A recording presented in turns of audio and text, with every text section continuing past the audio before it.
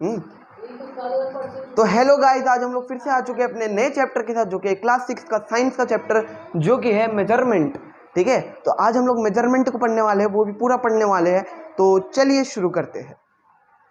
Let start become smart. हाँ, तो अब सबसे पहले हम लोग स्टार्ट करेंगे, मेजरमेंट का क्या मतलब होता है, बताओ जरा। हाँ, तो मेजरमेंट का अब आपसे स्कूल में कोई पूछे, डेफिनेशन कभी कभी पूछ लिया जाता है, व्हाट इज मेजरमेंट, तो आंख बंद करके लिखना, नापना। ठीक है, अपने ये अपनी हाइट नापना, कुछ भी नापना, टेबल नापना, है ना। तो कोई भी चीज को नापना, उसको मेजरमेंट कहते हैं। ठीक है, तो जब भी मेजरमेंट का पूछा जाए डेफिनेशन, तो आंख बंद करके नापना लिख देना। अब बोलो आंख बंद करके कैसे लेंगे, वो तो अब तुम लोग के ऊपर है, मैंने तो बस बता दिया।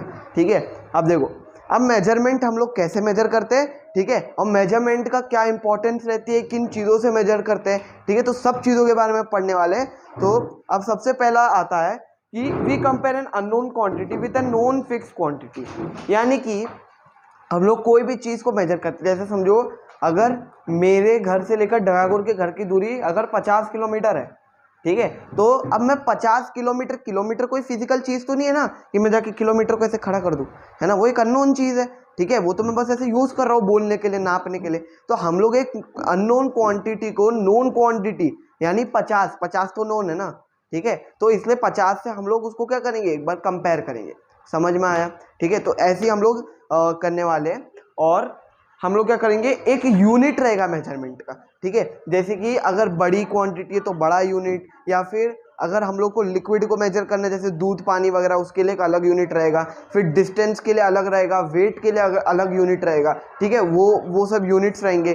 फिर हर मेजरमेंट में दो पार्ट्स रहेंगे, ठीक है, नंबर और एक यूनिट। नंबर जो उसका बीच का मैग्नीट्यूड रहेगा, यानी किसी का अगर 50 किलोमीटर है, ठीक है, और कभी मैं हो सकता हूँ मैं 1000 किलोमीटर भाग लेता हूँ, मैं, है सच्ची बात है ये।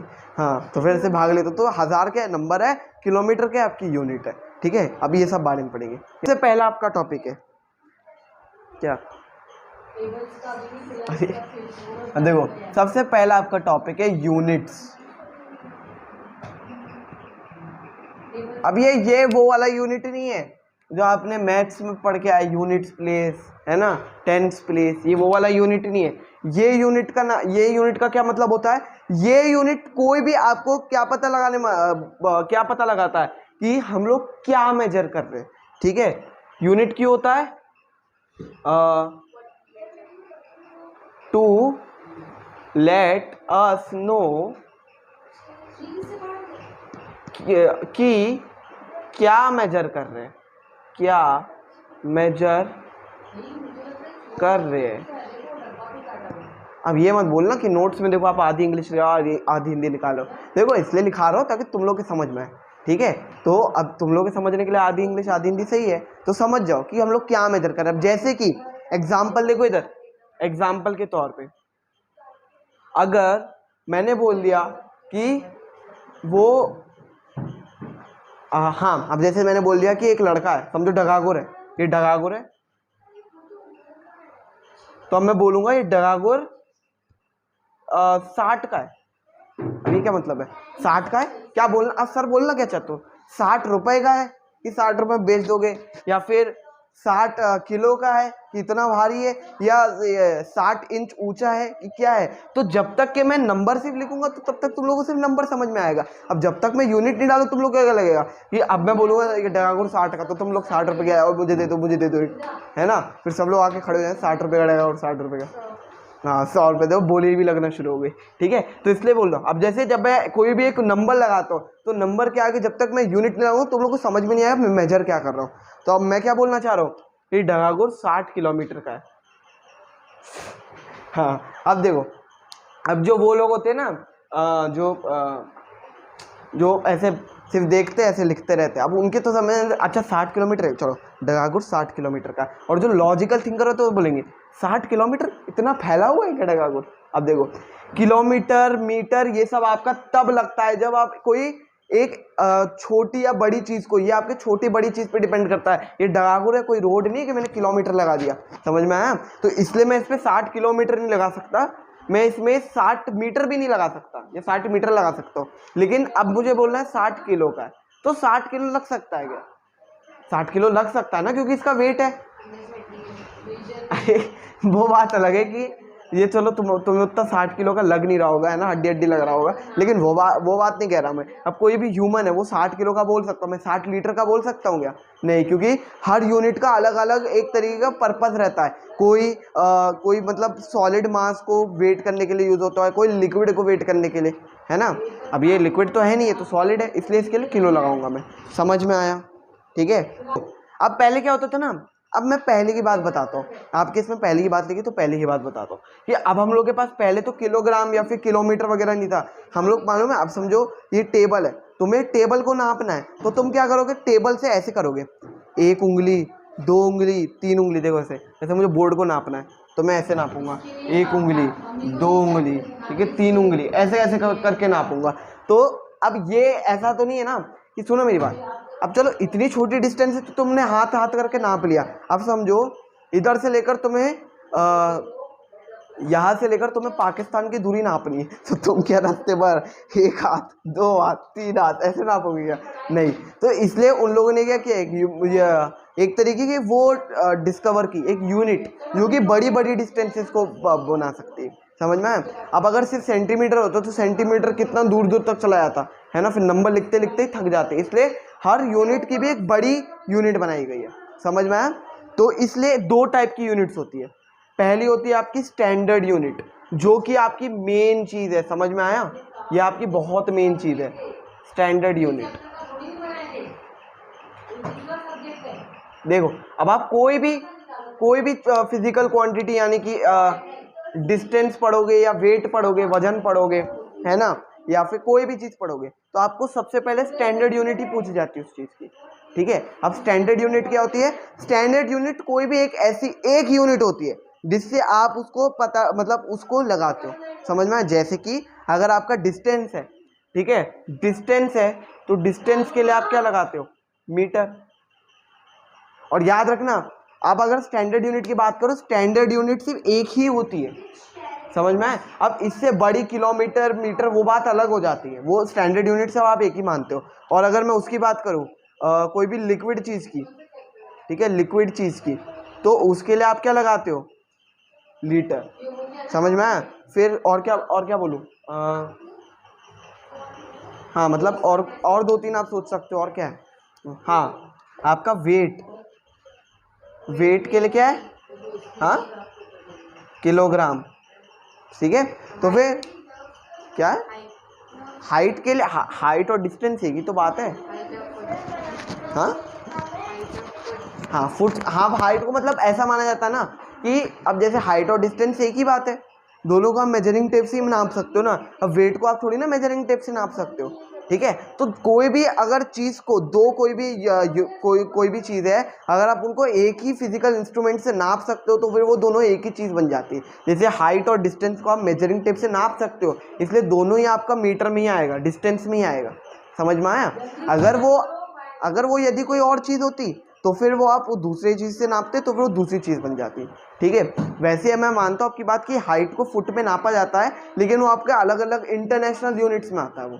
समझ में आया? जैसे वैसे तो इसको किलोग्राम बोलते हैं, वेट को किलोग्राम में नापते हैं। फिर आप बाहर जाओगे तो किलोग्राम नहीं चलता, बाहर पाउंड्स चलता है। समझ में आया? स्टैंडर्ड यूनिट किलोग्राम ही है, लेकिन बाहर पाउंड्स चलता है। क्यों? क्योंकि ये हर एक की, अब जैसे करेंसी होती ना, यहाँ की रुपीज़, वहाँ की डॉलर, है ना, जो कि मैं कमाता हूँ, ठीक है, वैसी। तो फिर वैसी है ना, आपका यहाँ पे किलोग्राम चलता है, वहाँ पे पाउंड चलता है, वैसे वैसे चलता है।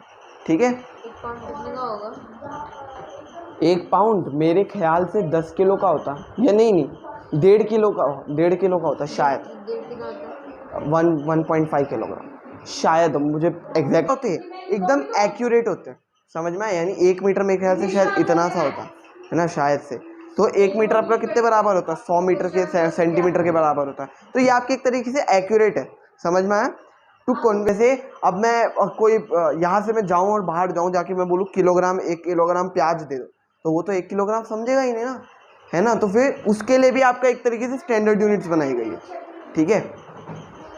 तो अब वो पाउंड्स है या किलोग्राम है, उस चीज़ के बारे में इसलिए आपको जानना चाहिए कहाँ पे क्या चलता है। अब हम पढ़ेंगे इंटरनेशनल सिस्टम ऑफ यूनिट्स की, ठीक है। ये नापना आपने लिख लिया होगा, इसको मिटा देता हूँ मैं। अब देखो क्या है, इंटरनेशनल यूनिट्स।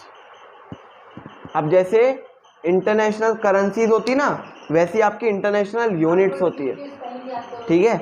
जैसे कि आपकी चाइना की क्या होती करेंसी, यूरो, येन, हाँ येन होती, हाँ।